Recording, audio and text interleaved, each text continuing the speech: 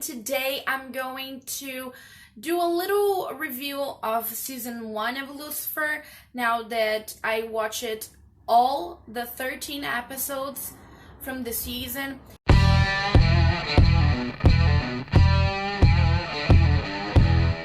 Hello guys, welcome back to my channel, Carla here, and today I'm going to do a quick review of the main characters of season 1 of Lucifer.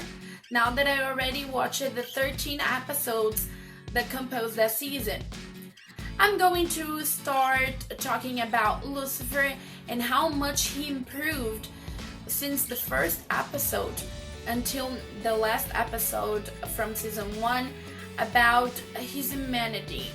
He's not a human, not a person, but the feelings that he was feeling toward Chloe mostly, just we see that he changed a lot from the guy that always thought about himself and only about himself. Don't get me wrong, he still is selfish sometimes, but the end when he says that for God to take him just to protect Chloe, just the only thing he wanted is for him to protect Chloe, that shows that he's not as selfish as he was. He can be toward the other people, but not toward Chloe. And I love that. I love how much he grows since episode 1.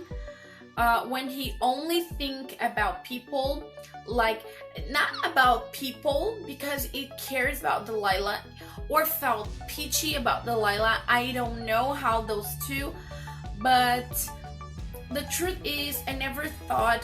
I was very confused. The truth is I was very confused when I saw the first episode of Lucifer, because I have these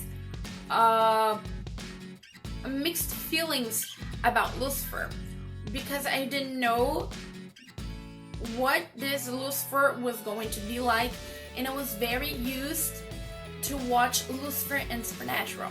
So the Lucifer in Supernatural, for who doesn't know, he's not kind, not at all. And when he's kind, it's because he's up to something. And seeing how caring Lucifer was sometimes toward Delilah, or even the end toward Chloe, so quick toward Chloe, it makes me wonder what he was up against. But he wasn't. He's just like that. He's not the Lucifer I'm used to.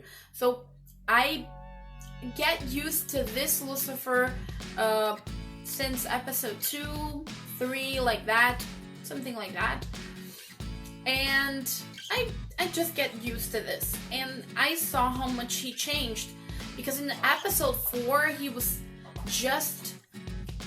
just wants sex.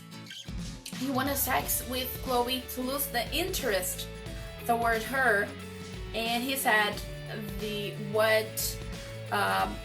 easier way to get through someone, lose interest to someone, if not for having sex with this person. So I think he improved a lot. Other character that already improved a little, not as much as Lucifer, it's Maze. She was like a promiscuous person. She's not a person, I know that, she's a demon, but she started to get these feelings when Lucifer stopped talking with her. And after that, she started just wanting to get a little more humanized, if I can say that. And she went looking for Linda and looking for answers. And Linda said that she needed friends, and she actually was a little not accepting this at first, but then she became friends with Trixie and with Linda herself, and that makes her like this. She liked to make a friend, and you can see in her face when she actually said that Trixie is a friend, that she is excited with that, and asking Linda out as a friend to getting a drink. That is fun, and that I like that. She's becoming more likable, and I liking this. Two characters that I had a problem with since the start of this show was Mace and Dan.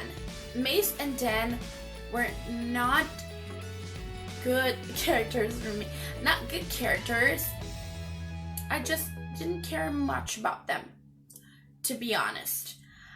I think she was too promiscuous, like I said, and I thought him was a douche all the time, and I really didn't like their thing. So now I'm going to talk about Dan. Mace, she get better, she get likable, and I'm starting to like every time more. Like each time I like her more. But Dan, it's in a way. He's not as much as her. He's not as a douche as I thought.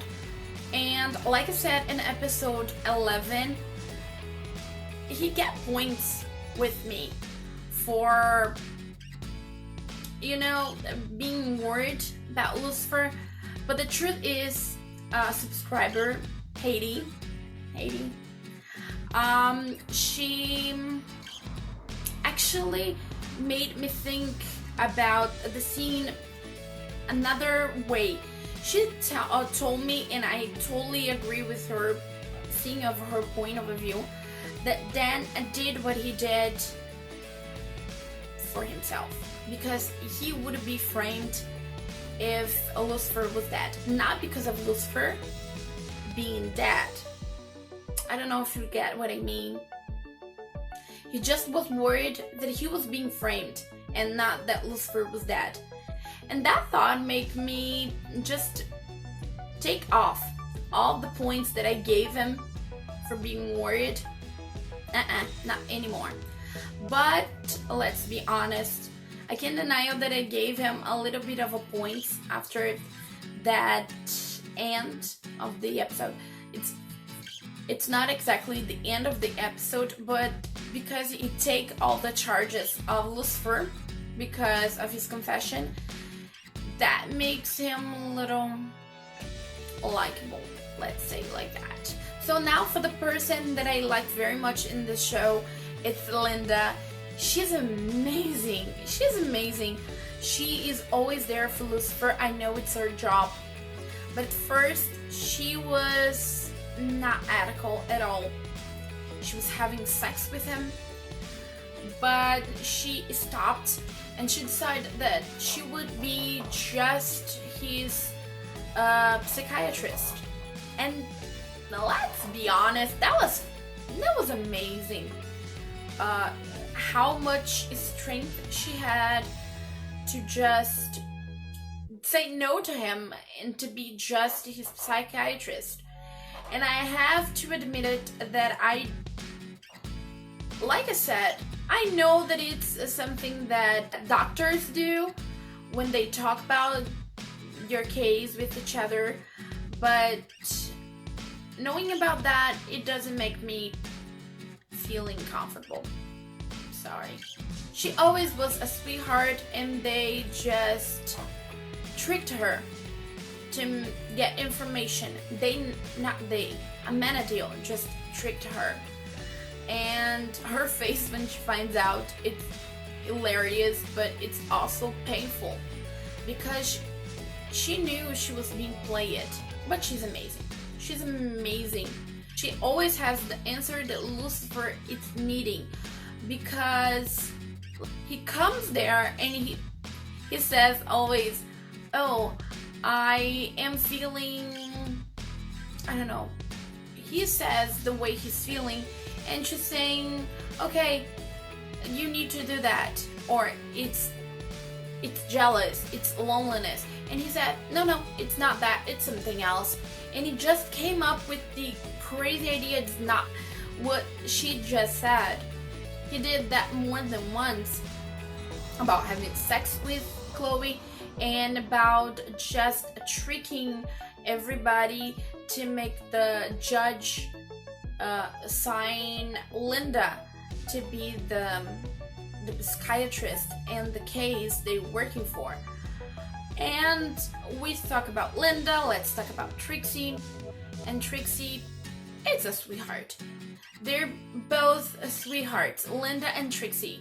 Trixie is amazing and a sweetheart, and not just because the kid is a sweetheart, but because the character it is. It's so easy. It's so easy, really, for a kid to be annoying, but she's not annoying. She's amazing. What can I say? I really like her sassiness, and every time she wants to hug Lucifer and he doesn't want to, it's hilarious. I really love her character. Amenadiel, I love the fact that he's coming around. I understand all his reasons for doing what he did with Lucifer, although I do not agree, but I do understand. He wants to follow his dad's orders. I do understand that. I do not agree with the methods, but I love the fact that he actually come around in this last episode. What can I just say? I like that, and I want to see they work together right now in season 2. Malcolm is the character we love to hate. I do love to hate him, which means he's a great villain. He's a great villain, and the fact that he is so amazing, it shows that he's a great actor, because he's a villain and I hate him, but he's so good that I really hate him. It's a different. I do not hate Dan. I don't like him, but I hate Malcolm, and I can't call Malcolm a villain. Differently than Dan, I can't call Dan a villain. So that's the difference. And now I have to talk about Chloe, and I let her to be the last character that I was going to talk about, because she's a little complex. It's a few things that I wanted to discuss about her, because like Linda, she's the only character that's dealing with Lucifer telling that he is the devil. Not that he doesn't tell everyone that he is the devil, it's not that, but she and Linda are the only two characters that actually come in contact to the meaning of that. Linda, because he does therapy with her, and he actually tells her, and she thinks it's a metaphor, and she works as a metaphor. And Chloe, because she sees weird things, and he keeps saying that he's Lucifer, and he tells her everything, but it's not enough for her, because for her it needs to have another reason for him to be capable of doing what he does. So I think it's fun, at least it's fun, that she keeps trying to find ways to explain everything he does when the answers is already in her face. Like I said in early episodes, I totally understand her. And let's be honest, I would not believe in him as well. And probably if I did believe, I would be very scared. At least if I didn't know him. So that's the reason I was, without knowing, if I wanted her to find out that he was the devil in her episode 4, like she was about to find out, because she saw his eyes in her reflection and she got very scared.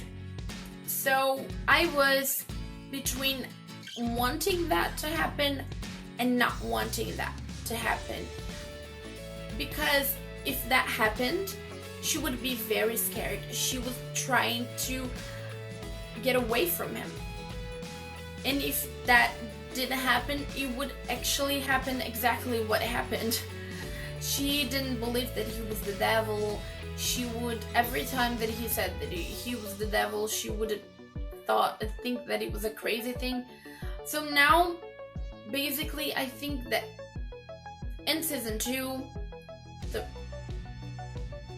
now on,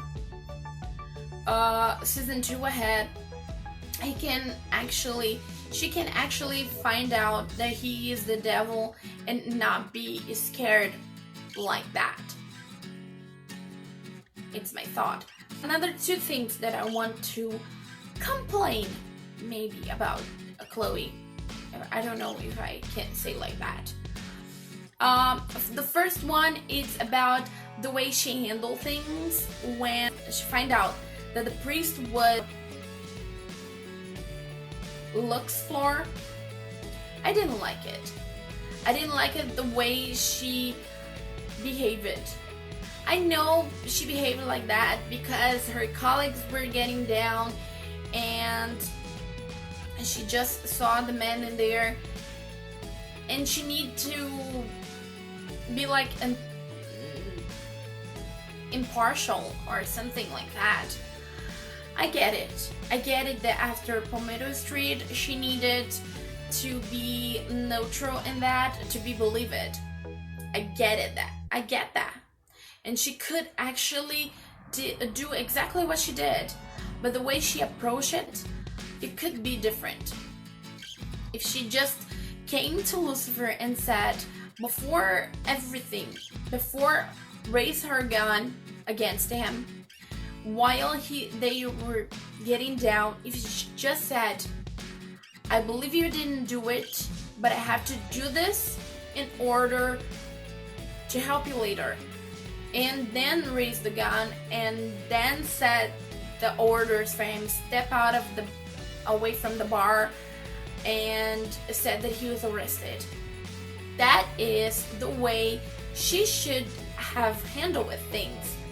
Because, okay, maybe things wouldn't end up the way it needed to end up for the episode, or maybe it was. So if the characters need to get to this path, Lucifer could just not pay attention to what she had said, like didn't understand, and then she tells him why she did it, and then okay, that's what you meant. I would have liked that very much, but the way it was, I didn't, because it makes everyone believe that she didn't believe in him, and then in the next episode, she said that she knew all along that he didn't do it, and that didn't sound like that. I don't know. The other thing is, Lucifer was shot in front of her, and he's close with a lot of blood. She didn't get to him to ask if he was alright, to ask if he needed a hospital or something like that. She didn't say anything to him. That actually is something that bothers me. That bothered me a lot. What can I say? So my questions, things that I want season 2 to answer to me, it's Uh, Lucifer has a mother? Really? I knew that he had a dad, God, of course, but a mother. So the mother is like Amara from Supernatural. Like God is the light and Amara is the darkness. Is his mother the darkness? Or even she is the devil that everyone blames Lucifer to be. Like she's in hell, so she is bad enough for everybody thinks that she is the devil.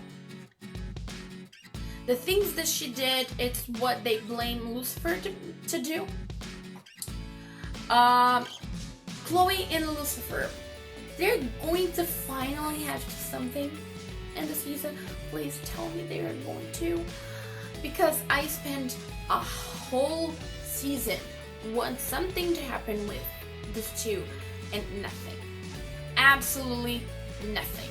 I need something about those two. I need some, I don't know, something, you know, something, anything. I need something. Okay. And what's going to happen to Dan now that Dan turned himself in and told that he was corrupted, that he helped Malcolm kill the priest, and he knew that. After all this, what's going to happen to him? He's going to be arrested, he's going to lose his badge. What's going to happen to Dan?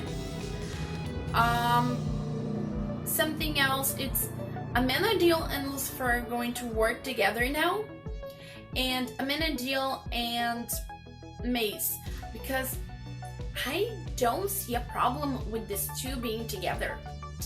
Sorry, Haiti, but I don't see a problem. I actually like that. They are opposites. You know, opposites, they're not so much as an opposites, because when they are two opposite, we get a little, yeah, that's not gonna work. But they're both not so saint and not so demon anymore. They're getting a little humanized, like saint. Okay guys, that was my opinions from season 1, the characters from season 1, and also my questions for season 2. So if you like my video, please click on the thumbs up, subscribe, and I see you in the next season. Bye guys.